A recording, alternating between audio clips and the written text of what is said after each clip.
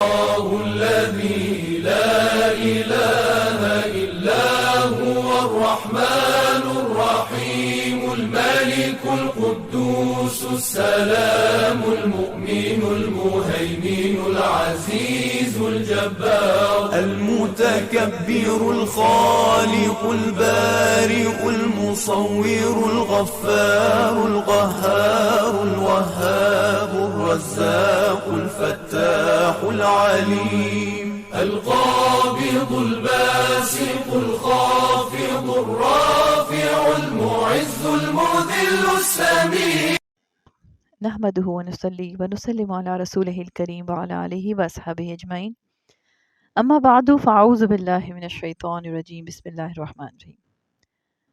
الاسماء الحسنی series میں آج ہم اپنے رب کو المعز کے نام سے پہچاننے کی کوشش کریں گے۔ المعز، جی ہاں، یہ بھی ہمارے رب کا ایک بہت خوبصورت نام بھی ہے اور یہ خوبی بھی ہے، اور یہ نام ہمارے لیے جانا پہچانا بھی ہے۔ یاد کیجئے، اسی روٹ ورڈ سے، یعنی ہم نے عین، زا اور زا، یہ اس کے روٹ ورڈز ہیں، اس روٹ ورڈ سے العزیز نام کو بھی دیکھا تھا نا۔ نام کے اعتبار سے یہ دونوں سیم ہیں، لفظوں کے اعتبار سے یہ دونوں لفظ سیم ہیں، لیکن مفہوم دونوں کا بہت ہی مختلف ہے، اور آج ہم یہاں پر یہی دیکھیں گے۔ کیونکہ المعز نام بھی عین زا سے ہے، اور العزہ، عزہ اس حالت کو کہتے ہیں جو انسان کو مغلوب ہونے سے محفوظ رکھتی ہے، یعنی وہ حالت جس کے بعد آپ مغلوب نہیں ہوتے۔ تو اللہ العزیز ہو تو وہ کیا ہے؟ وہ ہستی جو کبھی مغلوب نہ ہوا، اور جب المعز ہو گیا تو دوسروں کو بھی عزت دینے والا ہے۔ اب تھوڑا بہت اس نام میں آپ کو ڈفرنس پتہ چل رہا ہوگا، یعنی آپ یہ کہہ سکتے ہیں کہ ساری مخلوق کو عزت دینے والا وہ المعز ہے۔ کیونکہ جب ہم اس کے اصطلاحی تعریف دیکھتے ہیں، اصطلاحی معنی دیکھتے ہیں، تو بھی ہمیں یہی ملتا ہے کہ المعز وہ ہے جو عزت دینے والا ہے۔ جی ہاں، ہمارا رب ہی وہ ہے جو عزتیں دینے والا ہے۔ اسی طرح سے سلف صالحین کے اقوال جو ہمیں المعز کے بارے میں ملتے ہیں، اگر ہم انہیں دیکھیں تو پہلی تعریف جو ہمیں شرح طیبی باب الاسماء اللہ تعالیٰ میں ملتی ہے وہ یہ ہے کہ المعز وہ ذات ہے جس نے اپنی حفاظت کے ذریعے سے اپنے دوستوں کو اعزاز بخشا اور اپنی رحمت سے ان کو بخش دیا، پھر ان کو اپنے معزز گھر یعنی جنت میں منتقل فرما دیا، اور انہیں اپنے دیدار اور زیارت سے نوازے گا۔ یعنی المعز جل جلالہ وہ ذات ہے کہ پہلے وہ حفاظت کرتا ہے۔ اب دیکھیے اس میں الحافظ اور الحفیظ کا بھی رنگ آ گیا نا۔ پھر اپنے دوستوں کو اعزاز بخشتا ہے، یعنی اللہ کے دوست، اللہ کے ولی، اللہ کے نیک لوگ، اللہ سبحانہ وتعالیٰ ان کو عزت دیتا ہے، اور پھر اپنے سب سے معزز گھر یعنی جنت میں داخل فرما دے گا۔ اور اگر سب سے بڑی عزت، دیکھیے سب سے بڑی عزت جو ہے اللہ کسی کو دے گا، اور دعا کیجئے کہ اللہ مجھے اور آپ کو تو وہ ضرور دے، اس سے محروم نہ کرے۔ وہ کیا ہے کہ اللہ ہمیں اپنا دیدار فرمائے، یعنی اپنی زیارت کروائے انشاءاللہ۔ سورہ قیامہ آیت مبارکہ نمبر 22 23 میں فرمایا وجوہ یومئذ ناظرہ الی ربہا ناظرہ، کچھ چہرے اس دن تر و تازہ ہوں گے، اپنے رب کو دیکھتے ہوں گے۔ اللہ پاک ہمیں بھی یہ عزت عطا فرمانا، دعا کیا کیجئے۔ اسی طرح سے دوسری تعریف جو تفسیر مظہری میں ہمیں قاضی ثناء اللہ پانی پتی رحمۃ اللہ علیہ سے ملتی ہے، وہ کیا ہے؟ وہ ہے عزت اس حالت کو کہتے ہیں کہ جس تک پہنچنا آسان نہ ہو، اس لیے نادر چیز کو عزیز الوجود بھی کہتے ہیں۔ پھر جس پر غالب آنا مشکل ہو اس کو بھی عزیز کہتے ہیں، ناقابل تسخیر کو بھی عزیز کہتے ہیں۔ اور عزت کا بذات خود مالک صرف اور صرف اللہ تعالیٰ کی ذات ہے۔ اس کے بعد اللہ جس کو عزت دے وہ بھی عزت کا مالک ہو جاتا ہے، لیکن یہ عزت اس کی ذاتی نہیں ہوتی بلکہ اللہ کی دی ہوئی ہوتی ہے۔ دنیا یا آخرت یا دونوں جہانوں میں عزت دینا اور ذلت دینا یہ اللہ تبارک و تعالیٰ کے ہی ہاتھ میں ہے، یعنی اپنی مدد اپنی توفیق اور ثواب عطا کر کے جس کو چاہتا ہے دنیا اور آخرت میں عزت بخش دیتا ہے، اور بدبختی، عدم توفیق اور عذاب کی وجہ سے جس کو چاہتا ہے ذلیل کر دیتا ہے۔ دنیا میں کسی بھی انسان کا تصور لائیے، دنیا میں بسنے والے مالدار لوگ عزت والے ہوتے ہیں نا، ہمارے کانسیپٹ ایسے ہی ہے نا، ان کا سوچئے ان کو عزت دینے والا وہ المعز ہی ہے، کیونکہ سورہ آل عمران آیت مبارکہ نمبر 26 میں اللہ پاک فرماتے ہیں قُلِ اللَّهُمَّ مَالِكَ الْمُلْكِ تُؤْتِي الْمُلْكَ مَن تَشَاءُ وَتَنزِعُ الْمُلْكَ مِمَّن تَشَاءُ وَتُعِزُّ مَن تَشَاءُ وَتُذِلُّ مَن تَشَاءُ بِيَدِكَ الْخَيْرُ إِنَّكَ عَلَى كُلِّ شَيْءٍ قَدِيرٌ۔ یوں دعا کیا کیجئے کہ اے اللہ، ملک کے مالک، تو جسے چاہتا ہے سلطنت عطا فرما دیتا ہے، جسے چاہتا ہے سلطنت چھین لیتا ہے، تو جسے چاہتا ہے عزت دیتا ہے، جسے چاہتا ہے ذلت دیتا ہے۔ تمام بھلائیاں تیرے ہی ہاتھ میں ہیں، بے شک تو ہر چیز پر قدرت رکھنے والا ہے۔ اسی طرح سے جب ہم ہر روز ہر نماز میں سورہ فاتحہ میں پڑھتے ہیں نا کہ اہدنا الصراط المستقیم، کہ اے اللہ ہمیں سیدھا راستہ دکھانا، تو ہدایت کا راستہ دکھانے والا بھی وہی المعز ہے جو ہمیں ہدایت کا راستہ دے کر، ہدایت عطا کر کے عزت بخشتا ہے۔ پھر ہم کہتے ہیں صراط الذین انعمت علیہم، تو دنیا میں انعام فرمانے والی ذات بھی المعز ہے۔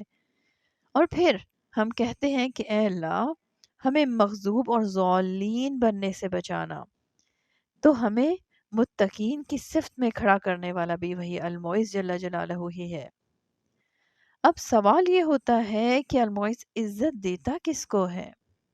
تو سورہ حجرات آیت مبارکہ نمبر 13 میں اللہ پاک فرماتے ہیں یا ایھا الناس انا خلقناکم من ذکر او انثی وجعلناکم شعوبا وقبائل لتعارفوا ان اکرمکم عند اللہ اتقاکم ان اللہ علیم خبیر۔ اے لوگو، ہم نے تمہیں ایک ہی مرد اور عورت سے پیدا کیا ہے اور تمہارے خاندان اور قومیں جو بنائی ہیں نا تاکہ تمہیں آپس میں پہچان ہو ایک دوسرے کی۔ بے شک عزت والا اللہ کے نزدیک تم میں سے وہ ہے جو تم میں سے زیادہ پرہیزگار ہے، بے شک اللہ سب کچھ جاننے والا ہے، خبردار ہے۔ تو اس آیت مبارکہ میں اللہ پاک نے خود ہی فیصلہ فرما دیا کہ عزت والا تو بس وہ ہے جس میں سب سے زیادہ تقوی ہے۔ اور یہ جو مختلف قبائل، رنگ اور نسل میں فرق بنایا ہے نا، یہ تو بس اس لیے ہے تاکہ تم ایک دوسرے کو پہچان سکو۔ جیسے ایک ہی نام کے دو لوگ ہیں، اب ان کے قبیلے الگ الگ ہوں گے، خاندان الگ الگ ہوں گے، تبھی تو ہم انہیں پہچان سکیں گے نا۔ تو اللہ تبارک و تعالیٰ نے جو ہمیں الگ الگ رنگ و نسل دیا ہے وہ فخر و غرور کے لیے نہیں ہے، بلکہ پہچان حاصل کرنے کے لیے ہے۔ اس لیے ان چیزوں کو عزت کا معیار نہ بنائیے گا۔ اللہ کے نزدیک عزت والا وہ ہے جس میں اللہ کا خوف سب سے زیادہ ہے۔ ذرا سوچئے، کہیں ہم خاندان اور برادریوں کو تو نہیں بس عزت کی وجہ سمجھتے، جبکہ المعز نے تو اس بات کا فیصلہ فرما دیا ہے کہ خاندان، برادریاں یہ تو بس تمہیں ایک دوسرے سے الگ الگ کرنے، ایک دوسرے کی پہچان کے لیے دی ہیں۔ عزت کا معیار بس تقوی ہی ہے۔ جتنا آپ المعز کو رب العزہ کی بات مانتے جائیں گے، اللہ تعالیٰ آپ کو عزت عطا فرماتے جائیں گے۔ تقوی کو سب سے بڑی دولت سمجھے۔ دنیا کی دولت بڑھتے ہی انسان کی حالت بدل جاتی ہے نا، اسی طرح سے جب تقوی کی دولت بڑھتی ہے نا تو اعمال صالح کا معیار بدلتا جاتا ہے۔ پھر آپ کو چھوٹی چھوٹی نیکیاں مطمئن نہیں کرتی، پھر آپ بس فرائض پر ہی مطمئن نہیں ہو جاتے، پھر آپ کی زندگی میں سنت اور نوافل کی تعداد بڑھتی جاتی ہے، تو آپ کے تقوی کی دولت سے آپ کی نیکیاں نکھرتی جاتی ہیں۔ آج انشاءاللہ آپ سمجھ گئے ہوں گے کہ عزت اس کی جس کا تقوی، اور جس کے پاس تقوی ہے اس کے پاس دنیا اور آخرت کی سب سے بڑی دولت ہوتی ہے۔ ذرا سوچئے، اگر رنگ و نسل عزت کی چیز ہوتی تو حضرت بلال حبشی رضی اللہ تعالیٰ عنہ کو اللہ پاک اتنی عزت عطا نہ فرماتے، جو بلال رضی اللہ تعالیٰ عنہ کو مؤذن کعبہ بنا کر عزت بخشتا ہے۔ کیریکٹر بلڈنگ کیجئے، جتنا کردار بلند ہوگا عزت ملے گی۔ شکر کیا کیجئے تو فخر و غرور سے بری ہو جائیں گے۔ اسی طرح سے پھر المعز جل جلالہ نے عورتوں کو عزت دی ہے. ذرا سوچئے کیسے؟ جی ہاں، حجاب کی صورت میں. حجاب عورت کا سنگھار ہے. جب آپ کو سمجھ آ جائے گا نا کہ جتنی میں اللہ کی بات مانوں گی اتنی عزت ملے گی، تو پھر نقاب تو چھوٹی چیز ہے، اصل اطاعت تو پھر اس کے بعد شروع ہوگی. یہ وہ چیز ہے جس کے بعد انسان کو اپنا آپ اسپیشل دکھنا شروع ہو جاتا ہے. دوسرا کوئی مذاق اڑائے، تانا دے، اس کی فکر نہ کیجیے. لوگوں نے نبیوں کو بھی تو تانے دیے تھے نا، مذاق اڑائے تھے. یہ تانے تو مومنوں کے زیور ہوتے ہیں. اور یاد رکھیے، جسے المعز عزت دے اسے کوئی ذلیل نہیں کر سکتا. جس کا اپنا نام معز ہے وہ اپنے سے تعلق جوڑنے والوں کو کیسے ذلت دے سکتا ہے؟ یہ اپنا عقیدہ بنائیے. حقیقی عزت اللہ سے ملتی ہے. غیر اللہ سے عزت مانگنا سراسر ذلت ہے. جس کے پاس کچھ ہو ہی نہیں وہ بھلا کیسے وہ چیز دے سکتا ہے؟ جیسے میرے پاس اگر میری ہی کوئی چیز ہوگی، میرا موبائل، میری پینسل، میرا پین، تو کوئی مجھ سے ہی مانگے گا نا، کسی اور سے جا کے وہ تو نہیں مانگے گا. اسی طرح سے عزت صرف اور صرف اللہ کے پاس ہے. اللہ سے مانگیے. سورہ یونس آیت مبارکہ نمبر 65 میں اللہ پاک نے خود فرما دیا، ان العزت للہ جميعا، بے شک ساری کی ساری عزت اللہ کے پاس ہے. تو عزت چاہیے تو اس المعز سے لیجئے، اس کی اطاعت سے عزت ملتی ہے. اس کے بعد اب آپ کسی سے عزت نہ مانگیے گا.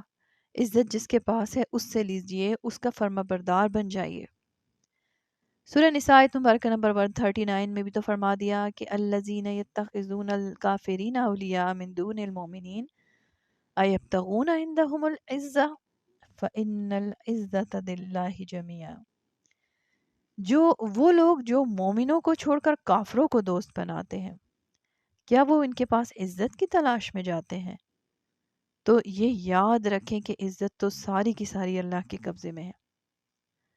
کتنے ہی لوگ ہیں جو تہذیب اور مہذب ہونے کے نام سے گناہ کرتے ہیں، ماڈرن نظر آنے کے لیے گناہ کرتے ہیں.